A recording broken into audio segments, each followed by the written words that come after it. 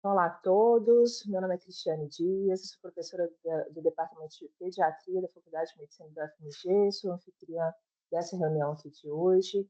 Hoje nós vamos receber o Leonardo Augusto Ferreira para a nossa reunião. Ele possui graduação em Sistemas de Informação, mestrado pelo Programa de Pós-Graduação em Engenharia Elétrica pela Universidade Federal de Minas Gerais e doutorado em Inteligência Computacional em Engenharia Elétrica pela Universidade Federal de Minas Gerais.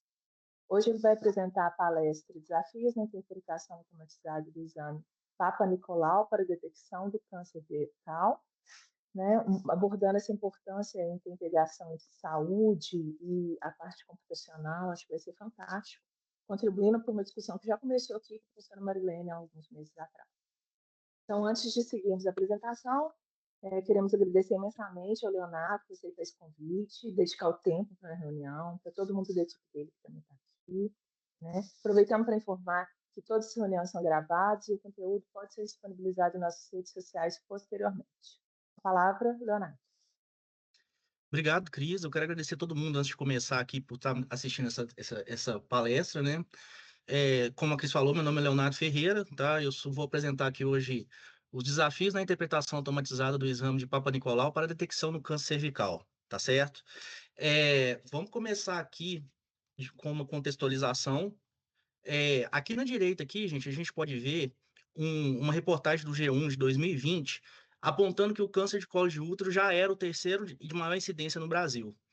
E isso, né, culmina que é uma das principais causas de mortalidade de câncer no público feminino brasileiro, tá? Segundo o INCA, em 2023, houveram mais de 17 mil novos casos, né, o que resulta em 15,4 casos por cada 100 mil mulheres. Se a gente for fazer uma análise geográfica, a gente pode perceber que na região norte e nordeste a gente tem o maior índice no Brasil, que chega ao segundo lugar de incidência de câncer no colo do útero. Seguido aqui pelo centro-oeste, que ocupa a terceira posição de incidência, e região sul e sudeste, que ocupam quarta e quinta posição, respectivamente. Esses são dados do INCA de 2022. Então, como que a gente faz, como é que a gente pode rastrear isso, como é que a gente pode prevenir, né? Então, a gente tem aqui o método de rastreamento mais utilizado no Brasil, que é o exame citopatológico Papa Nicolau. Esse é o exame que consiste na coleta de células cervicais para análise de um profissional que é conhecido como citopatologista. A grande questão aqui é que, segundo a pesquisa Demografia Médica no Brasil de 2025, há apenas 2,08 médicos citopatologistas para cada 100 mil habitantes. E esse número é um número muito aquém do esperado, né? Um número bom aqui seria pelo menos 5. Né? Isso se agrava quando a gente analisa as regiões, a desigualdade regional do Brasil. Por exemplo, na região norte, nós temos apenas 177 patologistas, que é um número muito pequeno. Bom, além dessa questão que eu fui abordada aqui, eu gostaria de apresentar aqui que hoje o exame básico do SUS é o Papa Nicolau para rastreamento do câncer cervical. E isso está mudando. Nós vamos ter agora o teste de DNA HPV e para ser o método de rastreamento. Então, o que vai acontecer aqui é que vai haver uma promoção do Papa Nicolau. O Papa Nicolau ele vai deixar de ser para rastreamento para ser diagnóstico. É, Outra coisa que é importante a gente mencionar também é que essa transição aqui não é do dia para a noite, né? Vai ser uma transição gradual que vai acontecer em algumas cidades piloto do Brasil e depois se arrastar pelo resto do país, tá certo? E o que pode acontecer aqui? Essa transição pode não ser rápida, pode demorar bastante. E além disso, a gente tem que algumas regiões do Brasil não tem nem infraestrutura para poder receber nem o exame atual, nem o que vai chegar. Então, isso pode gerar algumas populações do Brasil podem ficar prejudicadas nesse processo. É, Seguindo, né? Após ter feito essa contextualização, vou apresentar aqui os objetivos do nosso projeto. Primeiramente, o que a gente gostaria, o que a gente quer, o que a gente vai fazer. A gente gostaria inicialmente de um modelo de aprendizado profundo, né, para identificar as células cervicais e classificá-las em normais e anormais. Após a classificação de uma célula anormal, nós gostaríamos que esse modelo também trouxesse ali qual o grau de lesão que está incidindo nessa célula, né? Atrelado a tudo isso, a gente gostaria também que esse modelo disponibilizasse para as pessoas que vão utilizá-lo diariamente uma forma de explicação de como o modelo funciona e como o modelo tomou essa decisão. E por último, aqui, mas não menos importante, nós queremos construir um dataset, né, de imagens de células cervicais que tenha ali um perfil nacional, né, e que possa trazer um retrato da incidência de câncer no Brasil hoje, como está funcionando, né, para a gente poder tirar insights sobre isso. E já que a gente está falando aqui sobre dados, eu gostaria de trazer aqui quais foram os dados que nós pesquisamos, levantamos e estamos utilizando no processo e ainda vamos utilizar no projeto, tá? Eu vou começar aqui com o CIPAC-MED. Esse aqui é um bem conhecido na literatura. Ele é constituído de mais de 4.000 células, divididas aqui em 5 categorias morfológicas que podem ser observadas aqui nessa tabela que está disponibilizada no slide, tá? Além do CIPAC-MED, nós temos também o CCD, o Cervical Cell Detection, que esses são mais de 7.000 imagens, tá? E é interessante que esse aqui é dividido, né, em 11 categorias, sendo que nós temos categorias também de doenças sexualmente transmissíveis.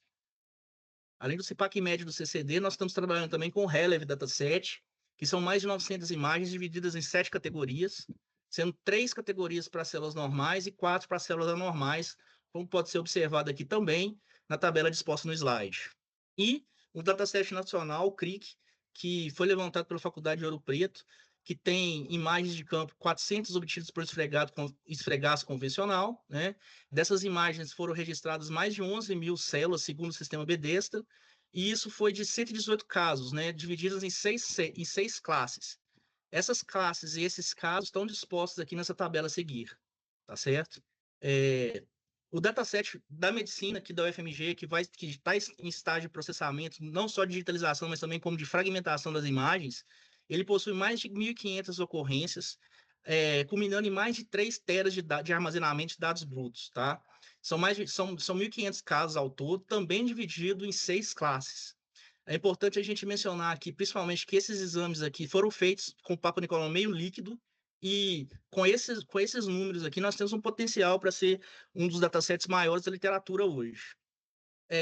Apresentado aqui os datasets que a gente está trabalhando no projeto, a gente vai caminhar agora pelos desafios, né? Os que a gente encontrou, alguns que a gente superou, alguns que a gente está experimentando para poder conseguir uma superação. Vou começar falando principalmente aqui, né, que já foi mencionado, mas essa questão da migração do Papa Nicolau tradicional para esse meio líquido é uma questão que a gente precisa se preocupar, porque a arquitetura da nossa solução, ela precisa conseguir olhar para esses dois tipos de imagens e conseguir aprender e gerar uma explicação com elas. Então, isso é uma preocupação que a gente precisa colocar no nosso projeto para chegar no final a solução conseguir se acoplar, né, a esses dois tipos de exames, tá certo? Então, é uma coisa que a gente precisa trabalhar agora no começo para conseguir uma arquitetura, né, que consegue responder a essa demanda, tá? Além desse desafio, a gente tem a questão da natureza amórfica das células.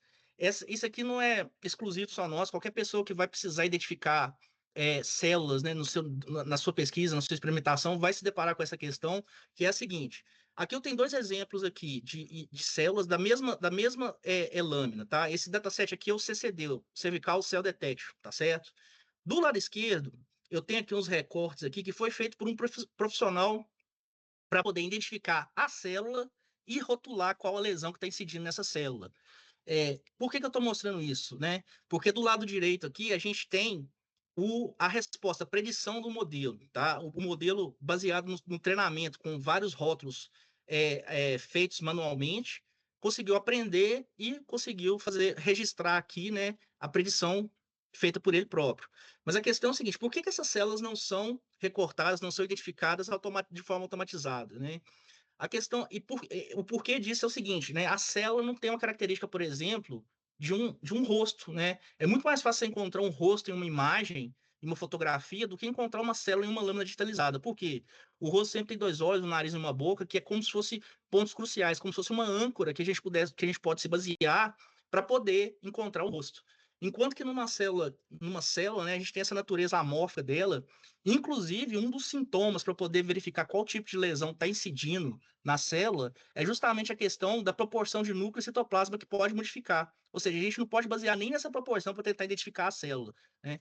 Então, o que a gente está fazendo aqui é procurando modelos, né, segmentação, algumas ideias para poder conseguir, né, identificar essa célula de forma eficaz e poder seguir com o treinamento dos modelos, tá certo?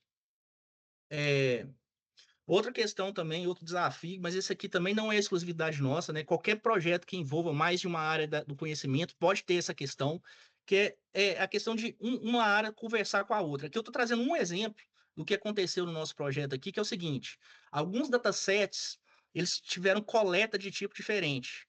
Então, o que que aconteceu? Foi necessário que a medicina fizesse uma tradução para nós da computação, porque a gente precisa que a categoria de câncer 1 do dataset A seja igual, exatamente igual à categoria de câncer 1 do dataset B, né? Isso não estava acontecendo porque o tipo de coleta foi efetuado de forma diferente. Então, foi necessário que a medicina fizesse algo como uma tradução para a gente poder utilizar esses datasets iniciais aqui para gerar os experimentos, né, os resultados parciais que nós temos, tá certo? Além disso, a gente tem uma outra questão também, que é a demanda de processamento. Nós estamos utilizando aqui modelos de aprendizado profundo, tá? Eles demandam muito processamento, demanda GPU, demanda memória RAM.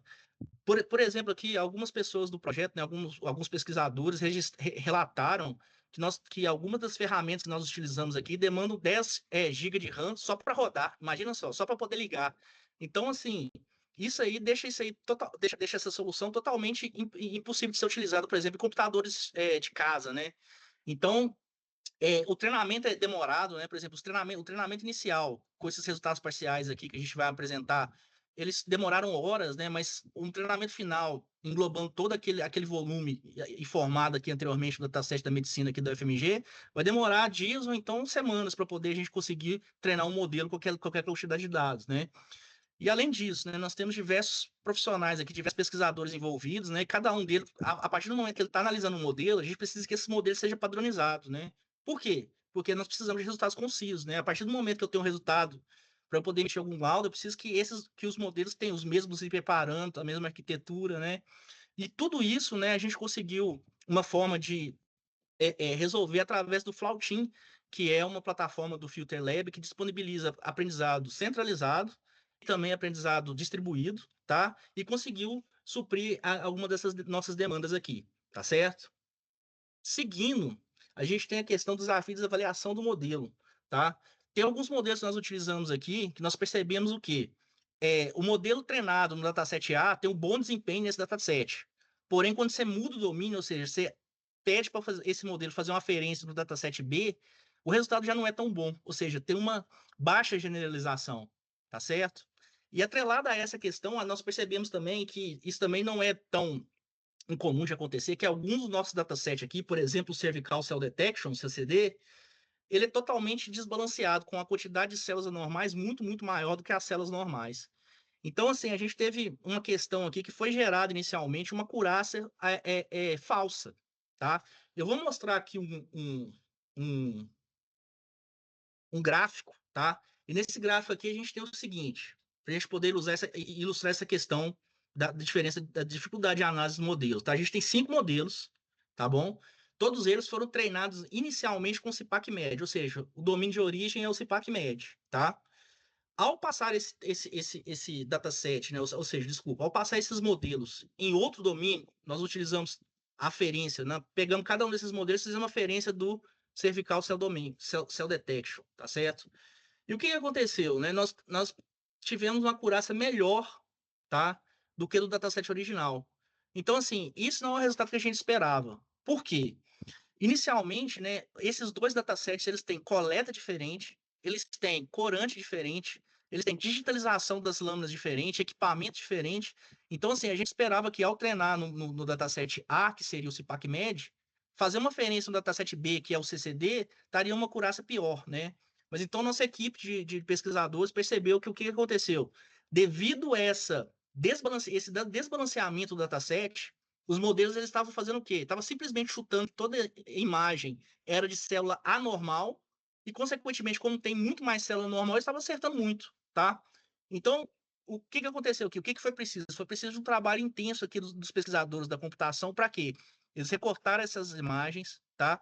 E balancear esses dados e fizeram um novo teste, uma nova referência. E aí a gente percebeu aqui nas barras laranjas aqui, ó, que realmente, né, nessa situação, quando você muda o domínio, você tem uma queda de acurácia, né? O modelo não consegue generalizar tão bem, tá certo?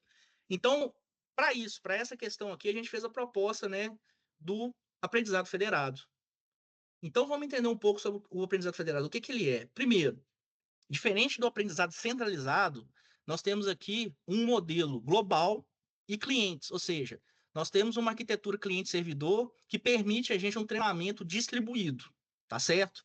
Os dados ficam somente no cliente, né? O servidor envia parâmetros, envia modelos para os clientes e os clientes treinam localmente, tá? E o que é retornado para o servidor são apenas parâmetros. E o servidor, né, esse modelo global que está no servidor, é atualizado conforme esses parâmetros, né? É interessante a gente mencionar aqui que isso não é uma tecnologia, é uma tecnologia que já é utilizada no mercado, né? Por exemplo, o Google, né? Quando você está digitando no seu keyboard aí do seu dispositivo móvel, quando ele te propõe alguma palavra, você começou a escrever, ele te propõe a resposta para você só clicar, isso aí é um modelo treinado de maneira distribuída, tá certo? Então você vê que já tem algumas empresas que já utilizam esse tipo de solução. É, então, essa questão, né, por exemplo, nós temos vários clientes. Cada cliente tem tudo aquilo que eu falei, né? O cliente pode usar corante diferente, o cliente pode usar equipamento diferente, maneiras de digitalização das lâminas diferentes.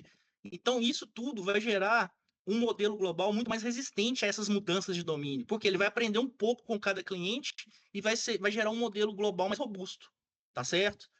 É, outra questão interessante aqui, ainda sobre o aprendizado federado, é a questão da segurança dos dados. Porque por design, né, por padrão, aqui no aprendizado federado, a gente oferece uma camada de segurança a mais do que no aprendizado centralizado. Por quê? O que são enviados para os clientes são só modelos. Os dados são utilizados só localmente, ou seja, cada cliente é um hospital. Então, localmente, você treina lá com a célula cervical do paciente, para poder esse modelo se aperfeiçoar. Só que essa imagem, ela não sai do cliente, ela não sai do hospital, né? Então, assim, a gente já coloca aí uma camada de segurança a mais, né? O que retorna para o servidor global são os parâmetros dos modelos dos clientes, né? Então, assim, o servidor global é atualizado com pesos, né? Então as imagens não saem do servidor, do cliente, tá? Isso já deixa aqui uma camada de segurança a mais se a gente for pensar no aprendizado tradicional, né? O centralizado, tá certo? Aqui eu trouxe um modelo do aprendizado federado, em que eu tenho aqui, nessa nuvem aqui, eu tenho o servidor global, né? Eu tenho o servidor que tem o modelo global. Aqui eu tenho os clientes que são hospitais, tá certo? Esse modelo global aqui é responsável por transmitir modelos para os clientes, tá certo? E aí o que que acontece? No cliente acontece um treinamento, esse modelo é aprimorado e os dados são retornados para o servidor. Né? Desculpa, os dados não, os parâmetros, tá? Os dados ficam em sigilo no cliente, tá? E aí a gente tem uma atualização do modelo global, né? De forma que justamente vai gerar todas essas questões que eu falei, né? Vai gerar uma generalização mais robusta, tá? Vai gerar. Tem uma camada de privacidade que outros aprendizados não têm. E além do que, tudo isso acoplado vai trazer uma redução nos falsos negativos e falsos positivos, né? A gente aplicou aqui o aprendizado federado nos nossos dados, né? Então, o que aconteceu aqui foi o seguinte: primeiro, nós temos aqui um modelo já treinado pelo artigo do autor Liang, tá? Esse modelo é nosso baseline aqui. A gente está utilizando aqui as barras roxo escuro para poder representar esse modelo. Esse modelo ele foi treinado no dataset CCD, o Cervical Cell Detection, tá? Então, para a gente fazer o seguinte, vamos fazer a mudança de domínio. Vamos pegar esse modelo e aplicar no CIPAC-MED. Então, a gente percebe aqui, ó, uma queda, né, nessas três métricas aqui, que são acurácia, precisão e revocação, tá certo? Ao utilizar o aprendizado federado, né, os pesquisadores da nossa equipe utilizaram o aprendizado federado da seguinte forma: o CIPAC-MED e o CCD foram considerados clientes, tá certo? A gente criou, aperfeiçoou um modelo global e trouxe as métricas aqui para comparar. E ao comparar essas métricas, a gente percebeu que a questão da mudança de domínio foi superada, né? Quando não foi superada, teve resultados praticamente iguais, né? E isso aponta aqui para a gente aqui uma direção de solução, porque a gente pode tentar aqui, pode utilizar estratégias, pesquisar para a gente poder o quê? Trazer esses resultados do aprendizado federado até para ficar iguais ou melhores do que o aprendizado centralizado, tá certo? É... E por último aqui, eu estou só trazendo aqui alguns exemplos de tecnologias de aprendizado federado que estão disponíveis, tá? Nós utilizamos muito aqui o Flowers, pelo fato de ele estar já disponibilizado no Flautim, mas você pode encontrar o FedML, pode encontrar o PyShift, que tem uma segurança muito robusta também, e o Fed Biomed, que já é um aprendizado federado que olha bastante para a área médica, tá certo? E aí, gente, aqui eu termino a minha apresentação, agradeço a atenção e abro para perguntas, tá? Queria agradecer muito, viu, Leonardo, pela explanação. Muito, muito interessante esse projeto, de grande importância. Ele atua em duas frentes muito decisivas, né? Por um lado, avança na inteligência artificial, um exame que é central para a saúde pública, saúde feminina, né? Do outro, traz essa possibilidade de ampliar acesso, promover equidade, né? Na triagem do câncer, né? Que é uma das principais causas de mortalidade, né? No Brasil e no mundo. Então, vamos abrir para pergunta primeiro, mas eu tenho algumas também. Alguém tem alguma. Além da crise, alguém mais, gente? Olá, boa tarde. Então, primeiro eu gostaria de parabenizar pela apresentação, né? Ficou muito claro todos os conceitos. Eu sou estudante de medicina da UFMG, mas deu para compreender muito bem, principalmente essa parte computacional que foi muito didática. Eu tinha uma dúvida em relação à adoção do teste, né, inicialmente, que é um projeto que eu já acompanhava, e com a introdução do teste molecular, né, qual que seria uma nova questão, né, um novo paradigma que exige de adaptações, você já falou também brevemente. E a outra pergunta seria em relação a locais que têm a escassez de patologista mais acentuada do que o dado que foi apresentado, se a IA poderia assumir um papel de triagem. Então, esse modelo fazer uma triagem para depois ter uma avaliação, liberando apenas os casos suspeitos de avaliação humana. Eu gostaria de entender um pouco melhor sobre isso. Obrigado. Ô, Enzo, agradeço a pergunta, tá, meu caro? Então, olha só, na primeira parte aqui, eu acho que foi bem colocada, porque como que vai funcionar isso aqui, né?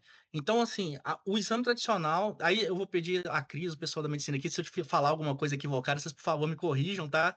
Mas o exame tradicional, o Papa Nicolau, através do esfregaço, tá? E esse novo exame vai ser em meio líquido. E o Papa Nicolau, ele vai ser, né, talvez vai ter uma abordagem mais rígida, porque ele vai ser agora para diagnóstico, né? E é meio líquido. Nós, né, do treinamento dos modelos, a gente tem que se preocupar o quê? A lâmina de esfregaço, ela não tem a mesma qualidade, ela não é igual à lâmina de meio líquido. Então, o que acontece é que os modelos, não necessariamente, né, pode ser que o modelo consiga fazer uma abstração. Então, a gente só vai saber disso numa experimentação. Mas provavelmente a gente vai precisar planejar uma arquitetura que consiga aprender com as lâminas de ambos os testes, tá certo? Para poder fazer treinagem ou para poder a triagem ou para poder fazer o diagnóstico, tá certo? E com relação a você falou esses lugares onde realmente os índices ainda são piores do que eu apresentei aqui, eu acredito sim, né? Porque a IA ela vai demandar muito esforço computacional, vai demandar muito tempo para treinar um modelo. Após o modelo treinado, ele ocupa pouco espaço e a execução é muito rápida. Então, você vai poder levar um dispositivo para poder analisar uma lambda, né? Onde não havia necessariamente essa infraestrutura, entendeu? Então, acredito sim que ela pode impactar positivamente, tá? Nessa questão da incidência, né? Em áreas que realmente têm índices piores do que eu apresentei aqui hoje, tá certo? Aí eu agradeço, eu acredito que respondi essa pergunta, Enzo, e obrigado de novo, tá? Ficou claro? Sim, com certeza. Muito obrigado. Ficou assim. Obrigado.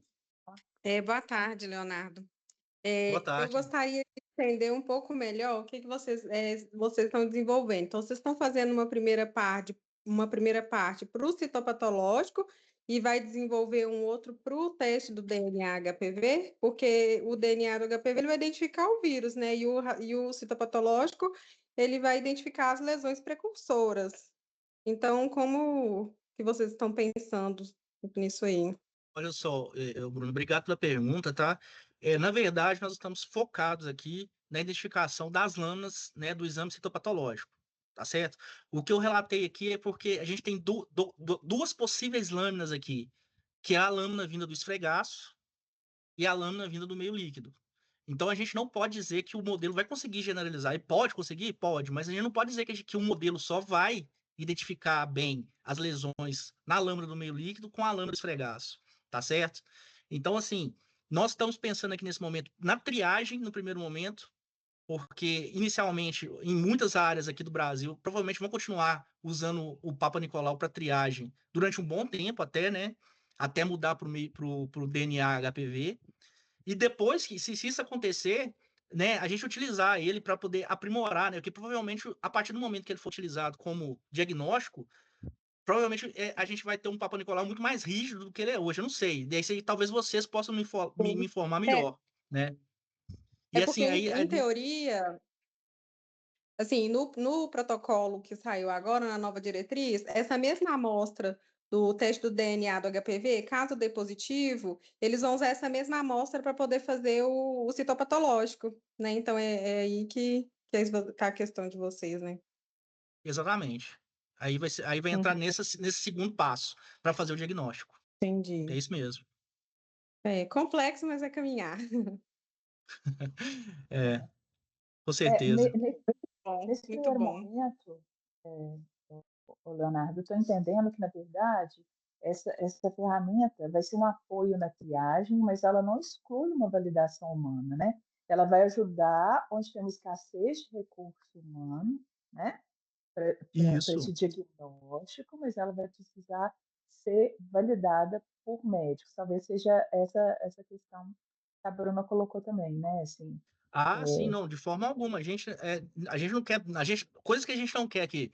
Substituir o Papa Nicolau, com certeza impossível. Substituir o olhar do médico também, assim, vai precisar. A gente vai apresentar ali resultados ali que vão, sim, olha, nessa lâmina aqui a gente encontrou lesão grau 1, grau 2, grau 3. E isso vai ser um laudo que vai ser analisado pelo médico, tá certo?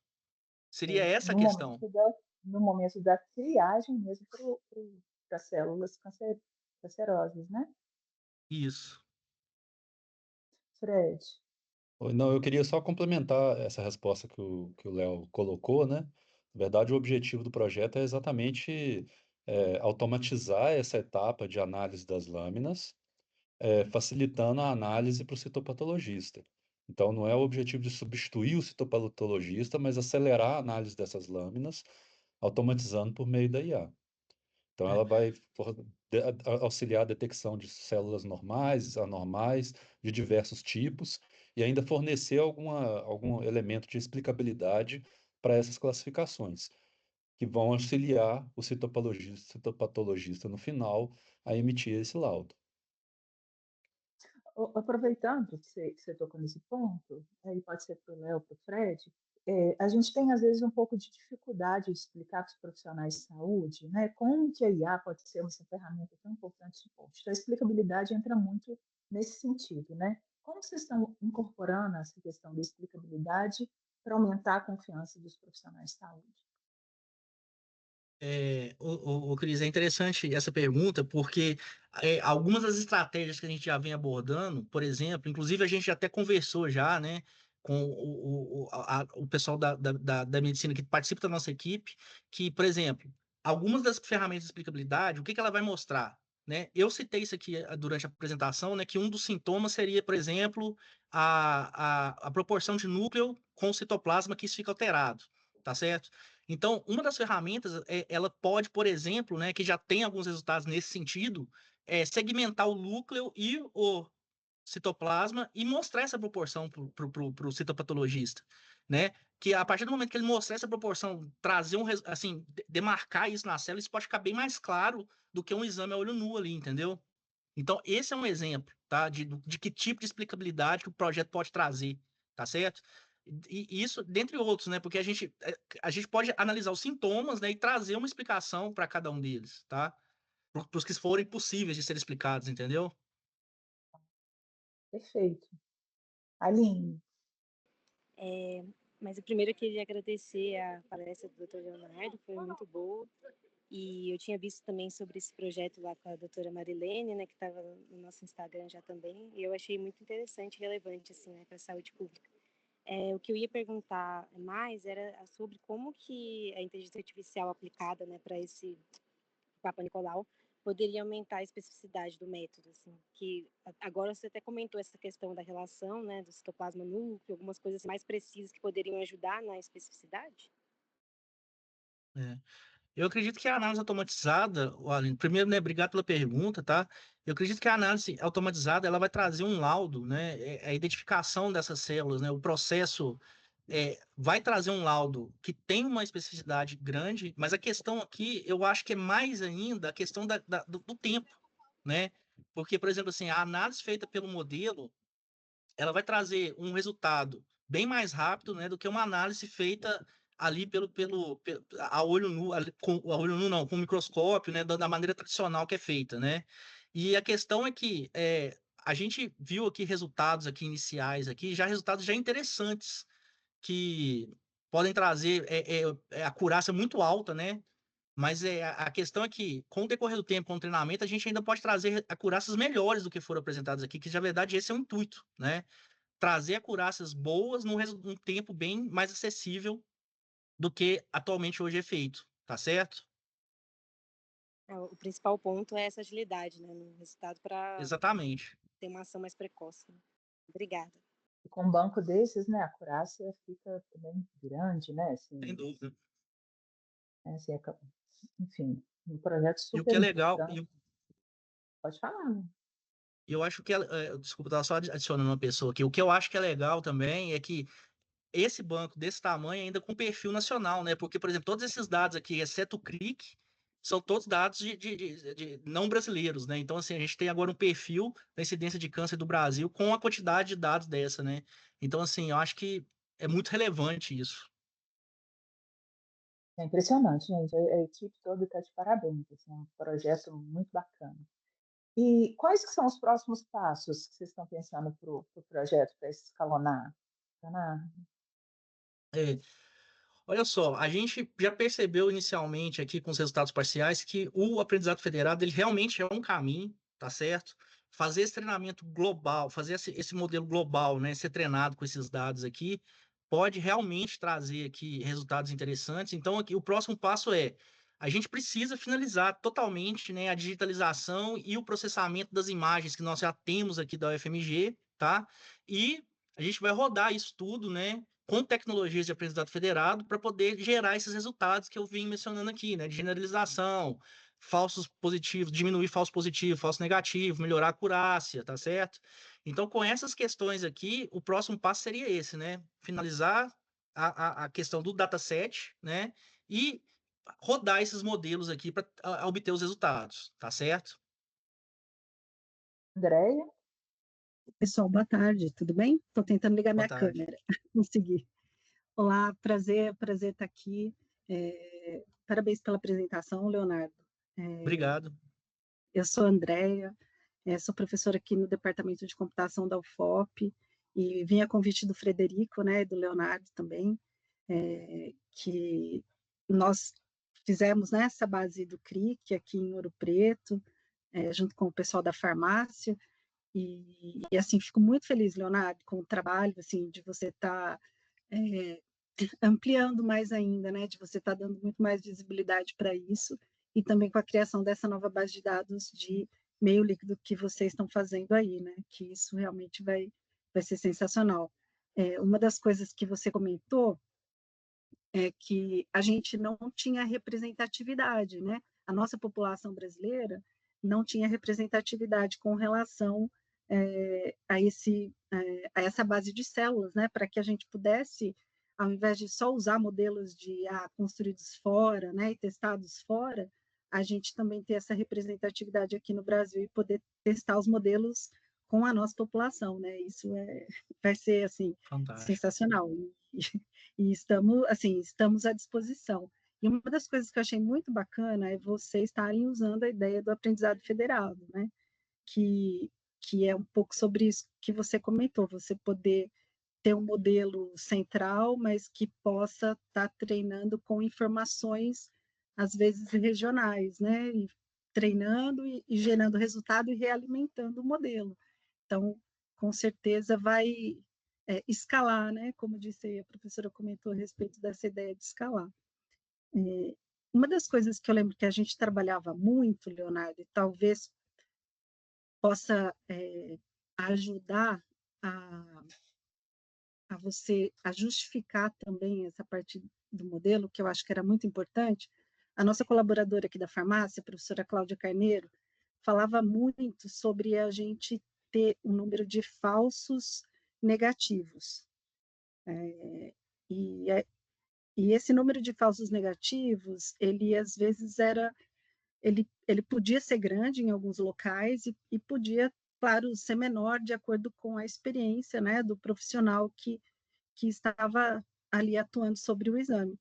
E a ideia do exame ser essa primeira triagem que você comentou, de repente está bastante ligado também a isso de você minimizar esses falsos negativos.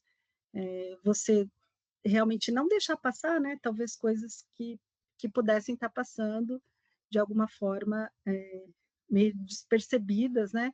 Claro, que pudesse realmente estar passando ali dentro do real, né? Então, acho que isso também é algo interessante que você, por isso que você colocou aqui todas as suas métricas, né? Estou até no slide aqui das métricas. E deixa eu te perguntar uma coisa, eu gostei muito quando você falou sobre, como eu sou da computação, né? Vou puxar a nossa sardinha lá, né? Da computação. Você falou sobre os desafios, e realmente esse assim, o que eu noto, né, dentro dos exames, e a gente fez isso de várias formas, é você detectar a célula e depois classificar, porque né, o que o profissional faz durante o processo de screening, né, ele tem lá 3 processos de screening que ele faz, um rápido, depois um outro mais demorado, depois um outro rápido, né, que é o processo todo de análise lá do Papa Nicolau. Quando ele faz isso, ele tem esses diferentes tipos de visão, né, uma visão mais localizada, uma visão mais global, que são as coisas que a gente tentou tratar ali no modelo. E eu vejo que, por exemplo, esse PacMed, ele recorta células, né? Certo. São imagens recortadas. O CCD também são imagens recortadas, eu queria saber como que vocês fizeram. Eu entendi que vocês recortaram, correto? E esses seus resultados são das células recortadas? Obrigado pela pergunta, viu, Andréia? Olha só, é interessante você levantar essa questão, porque o CCD é isso aqui, ó. As imagens do CCD são exatamente, deixa eu chegar aqui nos Elas desafios são aqui. aquelas grandes com várias células, né? Isso. Multicelulares, né? É um fragmento da lâmina, né? A lâmina é pegada, depois a lâmina é digitalizada, depois fragmentada em pedaços menores, né? E isso aqui é um fragmento, é um PET. Aí o que acontece é o seguinte: onde o profissional fez o rótulo, a equipe pegou isso como se fosse as bordas para ser recortadas. Fez um bounding box ali. Exatamente. O bounding box foi exatamente onde a gente usou para cortar, tá certo? Tá. E aí, o que acontece a gente tem o CPAC-MED também em duas versões, o single cell mesmo, cortado, e o outro, assim, dessa forma aqui, né? Tá. Então, a gente conseguiu comparar das duas maneiras. Uma hora a gente cortou e verificou se o resultado ficava bom, né? E a gente olhou também dessa forma aqui, tendo que escanear, né, a célula na imagem inteira. Tá. Porque a gente tentou várias abordagens, porque uma das coisas que a gente olhava era assim, as bases de dados, elas são unicelulares, né? Assim, a grande maioria era meio que unicelular ou meio recortadinha. Por exemplo, quando a gente começou a trabalhar, a gente só tinha Herlev, basicamente. A SPAC-MED é mais recente. Assim, recente que eu digo de uns anos para cá. E uma das maiores dificuldades que a gente tinha era isso. Então, a gente tentou segmentar, e a gente teve bons resultados de segmentação, e a gente tentou também usar PET, sabe, recortes da imagem. A gente pegou a imagem, foi recortando e foi classificando, independente de onde estivesse núcleo, histoplasma. Como o pessoal faz naquele role slide, né? Faz os recortes no role slide, que eu acho que você deve ter visto já. A gente também tentou fazer. Então, a gente tem diversas abordagens aí para tratar isso. E você comentou a respeito de segmentação. Como a gente estava trabalhando com Papa Nicolau convencional, as nossas lâminas, você deve ter visto lá, elas são bem diferentes do meio líquido, né? Elas têm muita informação, né? Muitas outras coisas na imagem que não só a célula, né? Então, no caso de segmentação, a gente não teve bons resultados, porque, assim, a gente teve bons resultados para detectar núcleo, mas a gente teve vários núcleos que não eram detectados porque a gente tinha, às vezes, um amontoado de coisas, e isso aí, claro, dificultava. Talvez essa abordagem de segmentar, para o caso do que vocês estão fazendo aí para o meio líquido, talvez seja uma estratégia interessante, sabe? A gente usou estratégia de detecção também, a gente usou iolo, igual eu vi no artigo do autor aí que você mencionou, né, da CCD, que eles usam iolo para detectar e depois classificar, a gente fez essa abordagem também. Mas aí eu vou dizer que a gente fez uma coisa que o aluno perguntou, Enzo. A gente detectou e classificou, e a gente botou esse resultado para os profissionais verem o que eles achavam. Se os resultados do nosso método, né, a gente fez uma, uma interação com o usuário aí, pensando assim, você gostou da resposta, né? A resposta que o software deu para você foi interessante, te ajudou de alguma forma, e foi bastante interessante. A professora que perguntou, a gente submeteu a 6 especialistas, e eles acharam que a resposta, mesmo não sendo completa, ela foi muito boa. Ela foi bastante interessante e trouxe novas visões e visões diferentes a respeito das imagens que estavam sendo analisadas. Então, foi assim, a gente teve um retorno bastante positivo com relação a esses resultados. Só assim, juntando as coisas que ele comentou, né, que eu acho que talvez possa ajudar também. É claro, de novo, o que a gente estava fazendo, a gente fez numa base muito menor do que essa que vocês estão construindo, num tipo de processo, né, diferenciado, não foi meio líquido, foi o convencional. Então, só por aí a gente já começa a ter coisas diferentes. Mas uma das coisas que a gente tentou, Leonardo, manter lá na base foi o sistema Bethesda de classificação, Entendi. porque ele está voltado para diagnóstico, né? O Uhum. CIPAC-MED, ele fala o tipo de célula que você tem. E como a gente estava realmente querendo pensar em diagnóstico, a gente acabou trabalhando mesmo com o diagnóstico, né?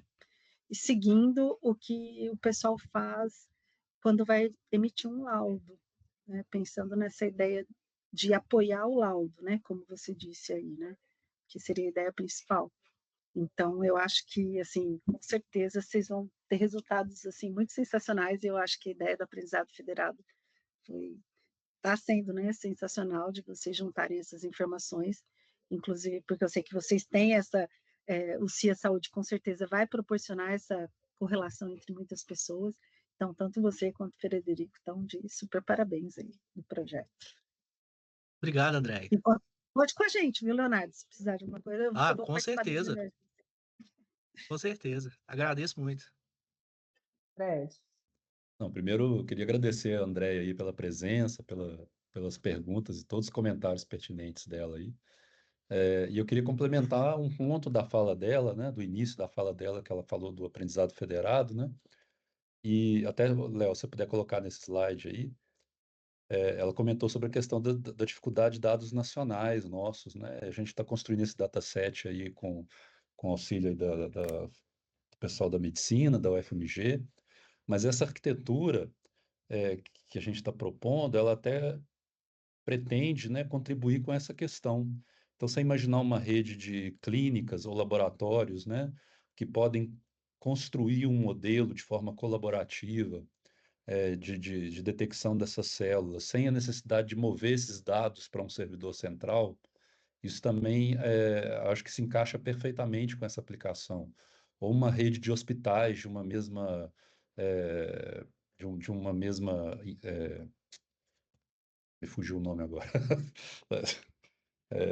uma mesma rede, né? Que pode fazer esses exames, tem os dados localmente, mas elas treinam com esses dados e colaboram, né, com o treinamento desse modelo. Então, isso permite ter um acesso a uma diversidade maior de dados, sem violar essas questões de segurança e Confidencialidade. privacidade de dados, que são muito importantes no contexto de saúde. É, e permite também treinar um modelo com uma riqueza maior, né? Porque você tem diversidade nas características das populações, de diferentes regiões, você tem diversidade no processo de coleta, né? Diferentes hospitais, diferentes clínicas. Então, tudo isso introduz diversidade no treinamento desse modelo. E esse modelo global, o aprendizado federado abre outras possibilidades, né? Esse modelo global que é treinado de forma colaborativa e é redistribuído para cada um dos pontos aí, ele pode ser especializado localmente. Você pode ter um modelo global, mas ali numa determinada região, um hospital numa região norte, ela pode ainda especializar esse modelo, que já foi treinado com um conjunto muito mais rico de dados, especializar localmente, então aumentando a acurácia para aquela população, para aquele regime, para aquele contexto, né? Então tem uma série de possibilidades que o aprendizado federado oferece para esse contexto nosso aqui, que eu acho que vai ser bem interessante, e a gente que tá bastante motivado para explorar esses pontos nessa pesquisa. Aí deixa eu fazer um comentário como professora de bioética, que eu fico impressionada, assim. Quando uma equipe grande como essa, de um trabalho importante como esse, sabe, coloca essas camadas de bioética aplicada e proteção de dados, sabe, assim, talvez quem esteja começando agora nessa parte de IA para a saúde, talvez não consiga perceber o quanto isso é importante, o quanto que está indo a favor e respeitando as orientações internacionais de proteção de dados, de quando você tem multiprofissionais, profissionais de várias áreas trabalhando juntos, com diversidade também entre equipe, quando você promove essa possibilidade de universalizar, né, igual vocês estão colocando, de particularizar para o ambiente nosso nacional. Então, são várias camadas aí de equidade, sabe, de proteção de dados, de universalidade, que são muito fantásticas. Sabe? Então, queria dar parabéns nesse sentido também. Porque, assim, acaba que a gente vai falando um pouquinho de bioética, né, e dessa questão ao longo da apresentação, mas é importante ressaltar o quanto que isso é atual e importante no momento que a gente ainda não tem uma IA para a saúde tão bem regulamentada. Né? No Brasil, apesar de a gente ter a Lei Geral de Proteção de Dados, mas a gente ainda precisa crescer muito nisso, e vocês já estão fazendo a parte de vocês, que é louvável. Então, parabéns assim. Obrigado, Cris. Obrigado. Mas é muito, muito bacana mesmo, vocês estão muito de parabéns. Não só por isso, pelo trabalho como um todo, né? Pelo banco gigantesco, pela ideia, né? Pela construção e pelos possíveis resultados que vão, com certeza, vir ao longo dos anos. Gente, eu queria fazer mais uma última pergunta para vocês, que a gente já está chegando no nosso final, assim. Mas, Fred, você vai ficar à vontade para responder, Léo. Assim, você falou, né, Léo, em alguns momentos que às vezes que a linguagem é diferente entre a computação e a saúde, que tem que fazer um trabalho. Vocês estão muito alinhados, né, em termos de multiprofissional. Mas que recado você daria para um jovem pesquisador que quer começar para IA para a saúde, seja da área da saúde ou da tecnologia? Assim, como que você vê o universo? Fala um pouquinho dessa experiência. Dá um recado para Olha, ele. eu acho muito bacana a questão que, igual, por exemplo, as pessoas da área da medicina que estão no projeto, as pessoas que estão de outra área que estão no projeto, tá sempre buscando aprender, né? Eu acho que o assunto é realmente, igual você tem dito, é muito interessante, chama muita atenção. Então, alguns dos pesquisadores são da medicina, mas já estão, assim, treinando modelos, tentando fazer alguma coisa funcionar, né? Tentando fazer ele identificar uma célula, identificar, ou às vezes até nem célula, mas treinar um modelo para identificar alguma imagem, né? Então, assim, eu acho interessante, né, essa pessoa que existe hoje, né, as tecnologias que estão disponibilizadas para a gente poder trabalhar com vários tipos de aprendizado, elas estão, assim, no nível muito alto de programação. Então, assim, eu acho que é bem mais fácil hoje você pegar um tutorial, uma ideia e conseguir desenvolver essa ideia, né? Do que era, por exemplo, quando eu fiz graduação, né? Então, assim, quem acha isso legal, né? Eu acho interessante a pessoa aprender, né? Sobre a IA primeiro, tá? Antes de colocar a mão na massa definitivamente, aprender o que que ela é, o que que ela faz, o que que ela não faz, né? Porque às vezes a pessoa vem com a ideia da ficção científica e traz para IA e está trazendo uma coisa totalmente diferente, né? Então, aprender mesmo o que que ela é, o que que ela pode fazer, quais os resultados que ela pode trazer, né? E depois disso, né, tentar escolher ali ó, um nicho ali de linguagens ali, principalmente dessas mais abstratas que estão de alto nível de programação, para poder começar, né, a de fato pôr a mão ali, programar algum modelo, pôr esse modelo para rodar, pegar algum resultado, né, e aplicar ele também, né, na sua área ali, para poder ver exatamente o que que vai acontecer, né, um resultado que você já sabe o que seria, né, você põe um modelo e verifica lá, ah, não, beleza, realmente, aqui está dando o resultado que eu esperava, né.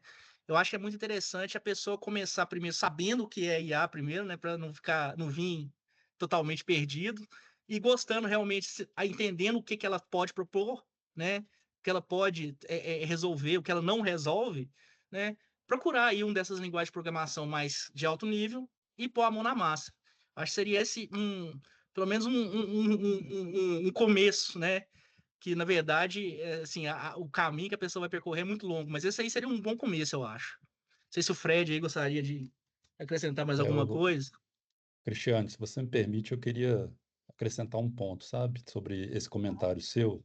É, eu acho que essa pesquisa, né, e entendo que várias outras no âmbito aí do CIA Saúde, elas têm essa riqueza, né, da diversidade das áreas, das pessoas. Então, esse projeto nosso aqui, a gente tem essa possibilidade de ter pessoas na equipe, não só da engenharia, da computação, da física, tem a aluna da física trabalhando, mas a gente tem um aluno da medicina, voluntário, que está trabalhando no projeto, nós temos professores da medicina, acho que o Marcelo Pascoal está aí,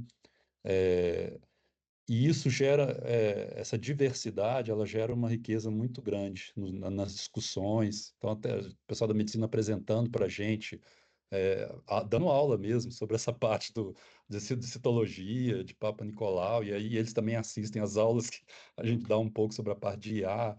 Então, esse ambiente de troca eu acho que é muito enriquecedor para todas as partes.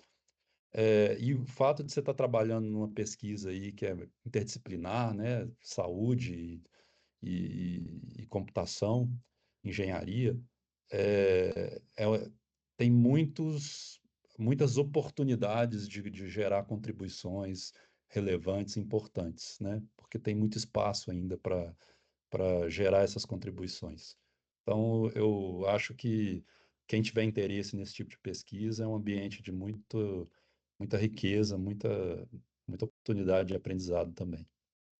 Então, em nome do CIA Saúde, eu gostaria de agradecer ao Frederico, ao Leonardo, né, não só pela palestra de hoje, pelas contribuições, mas pelo compromisso, né, de transformar a pesquisa de ponta em um benefício que eu entendo que vai ser direto para a população. Então, muito obrigada, viu, pelo empenho, pelo brilhantismo e pelo trabalho.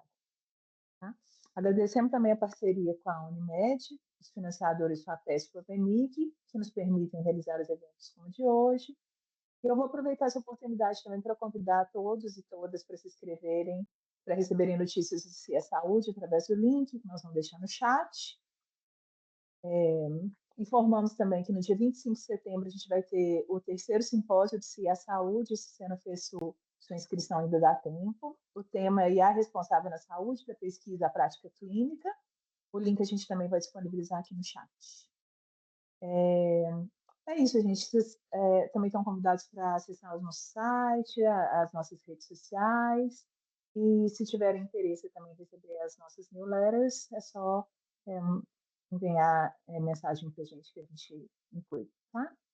Desejamos a todos, então, uma boa tarde. Muito obrigada.